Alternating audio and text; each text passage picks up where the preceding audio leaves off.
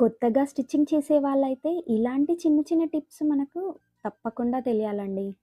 అదే blouse stitching చేసేటప్పుడు back part అనుకోండి, మనము డాట్స్ ఫస్ట్ పెట్టకుండా నడుం పట్టి స్టిచ్ చేశాక తర్వాత డాట్స్ పెడతాం.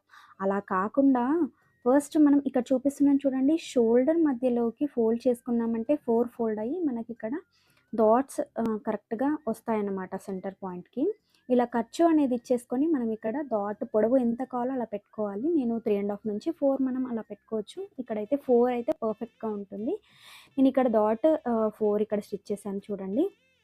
2 వైపులా ఇలా స్టిచ్చింగ్ అనేది చేసుకున్న తర్వాత, మనం ఎప్పుడు కూడా ముందుగా డాట్స్ అనేవి పెట్టుకున్న తర్వాతే నడుం పట్టీ అనేది మనం స్టిచ్ చేసుకోవాలి. ఇక్కడ చూసారా ఫినిషింగ్.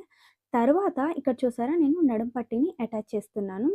ఇలా చిన్న ముక్కలాగా పొడుగ్గా కట్ చేసుకున్న తర్వాత దాన్ని మనం ఇలా స్టిచ్చింగ్ అనేది చేసుకోవాలి. ఇక్కడ డాట్స్ దగ్గర చిన్నగా ఫోల్డింగ్ అనేది చేశామంటే ఫినిషింగ్ అనేది నీట్‌గా వస్తుందనమాట. ఇలా. ఫస్ట్ ఇలా స్టిచ్చింగ్ చేసుకున్న తర్వాత పైనుండి ఒక అనిగే కుట్టు మనం వేసుకోవాలనమాట. ఎందుకంటే మనము వెనక వైపున హెమ్మింగ్ అనేది చేసుకుంటాం కదా! ఈ అనిగే కుట్టు ఉందనుకోండి మనకు నీట్‌గా కనిపిస్తుంది లుక్ అనేది. బయటికి క్లాత్ అనేది రాకుండా. సో, ఇలా అనిగే కుట్టు వేసుకున్న తర్వాత పైనుండి మనం ఇంకో కుట్టనేది వేసుకోవాలి. ఇలా లూజ్ కుట్టు వేసుకున్నామనుకోండి, మనం హెమ్మింగ్ అనేది చేసినప్పుడు తర్వాత ఆ కుట్టుని మనం తీసివేయొచ్చనమాట. ఎప్పుడు కూడా చూసారా? ఫినిషింగ్ ఎంత నీట్‌గా కనిపిస్తుందో బొటిక్ ఫినిషింగ్ లాగా.